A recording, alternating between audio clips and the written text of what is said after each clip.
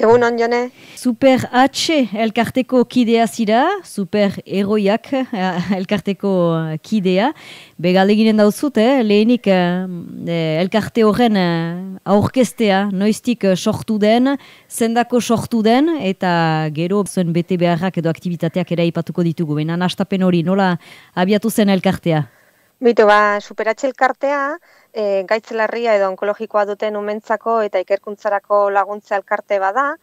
Eta, orain dela 8 bat urte, hasi ginean, ni etxean kasu pertsonal bat izan genuen, nire alaba minbizi arraro bat izan zuen, eta, pixka bat lehenengo momentu txarroiek pasa zirenen, eta ja alaba pixkanaka hobetzen zijoala, iruditzen zitzaiten, gizarteari zor niola, eta hasi nintzen kamiseta batzuk saltzen, nire asmoa zen, salmenta horiekin lortzen nun dirua, bideratzea, gure helburuetako bat osatzea. Hau da, ikerkuntza proiektuetan parte hartzea eta bultzatzera. Eta horrela hasi ginean, hasiera batean kamiseta gutxi batzuk izan zirenak, handikan hilabete batzuta, elkartea ofizialki osatu genuen, eta jarraitu ginean gauzatxoak egiten. Nor biltzen zirezten elkarte hortan beste buraso batzu, zu bezala kasu pertsonalak zituztenak edo?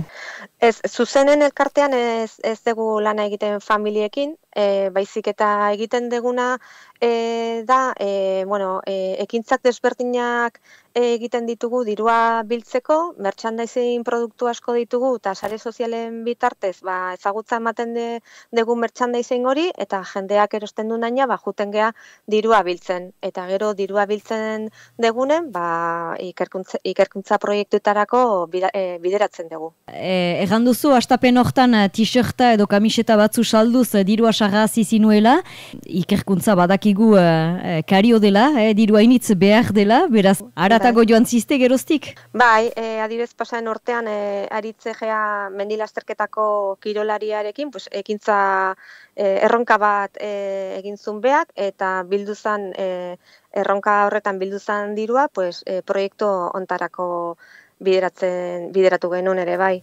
Guretzako oso importantea ikerkuntza proiektuak babestea eta finantziatzea.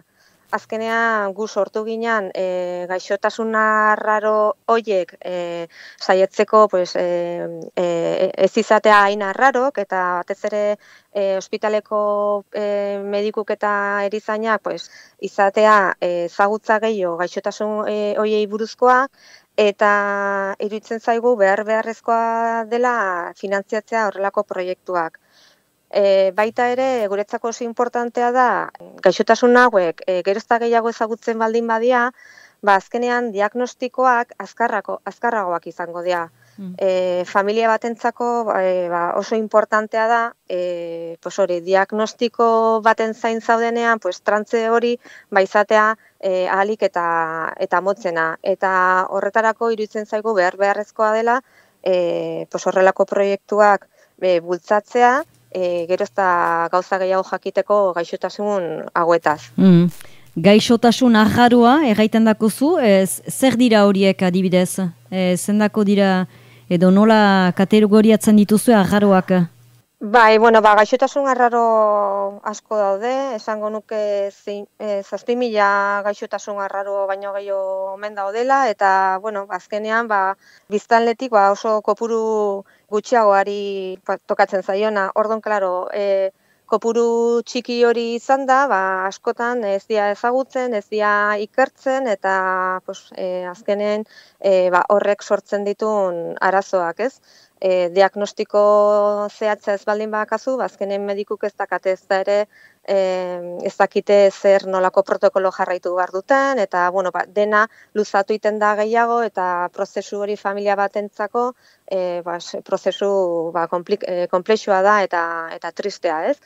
Orduan, egia da gaixotasun asko daudela, eta gu kasu honetan pues, minbizi arraro batean ari gea gure indarra jartze, saiatzeko pues, pixkatxo bat gehiago ezagutzen eta pixkatxo bat pues, bueno, aurrera pasoak ikerkuntzaren bitartez ea lortzen dian.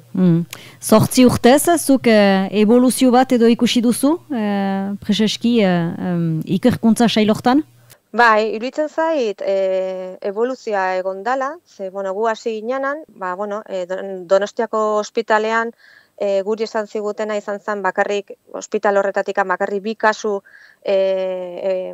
ezagutzen zituztela, eta, hortikan aurrera, beste familia batzuk ezagutu ditugu, beste diagnostiko batzuk egon dira, eta kanpotikan ikusita iruditzen zait diagnostikoak azkarrago ari diela egiten, familien talde bat osatu dugu, gure artean, behintzat aukera dakagu hitz egiteko, babesa emateko, gure dudak, ditugu beste pertsonak gu bezala gaudela eta pixkat, argitzeko, eta iruditzen zait hori gutxi ematen badu ere, importantea dela, ez? Babesa hori bilatzea eta diagnostikoa azkarrago izatea. Eta gero, ikusten dugu, ikertzaile jarraitzen dutela, kasuak biltzen eta kasuak ikertzen, eta behintzat ikerkuntza bizia dagoela, ez? Eta horrek, nik uste oso importantea dela hori, ez?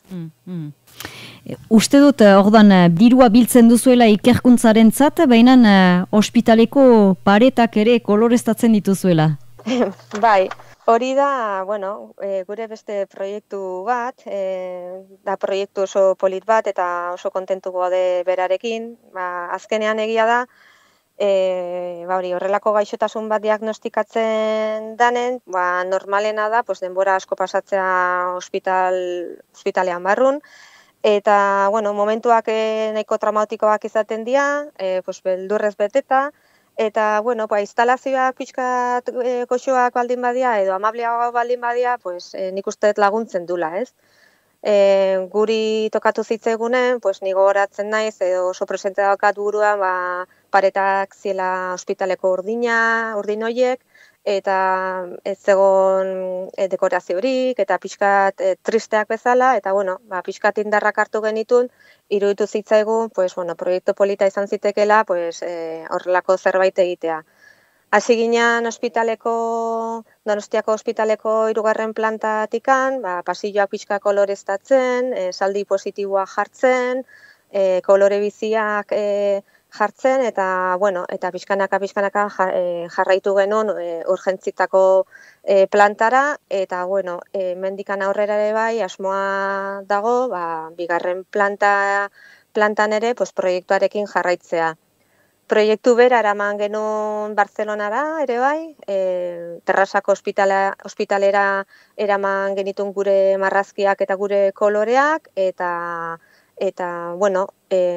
hitz egiten ari gea ere bai Zumarragako ospitalarekin ikusteko horrelako zerbait egin daiteken.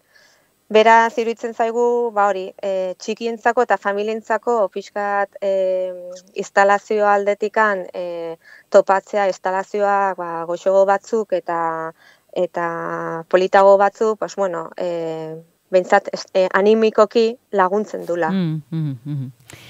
Behar bada azken hitz bezala, baditaike oraino hainitz kondatzeko, baina azken hitz bezala, bizipozaren proiektu hortan, superratxe elkartea sustengatua da, zuk hori biztan dena begi honez ikusten duzula? Bai, azkenean bizipoza elkarteak ari da egiten sensibilizazioko lana ikaragarria. Azkenean elkarte asko gaude behar desberdinekin eta denak batera elkartzea horrelako elkarte batean eta saiatzea gu bizibleagoak izaten eta jendeak guri gehiago ezagutzen iruditzen zait dela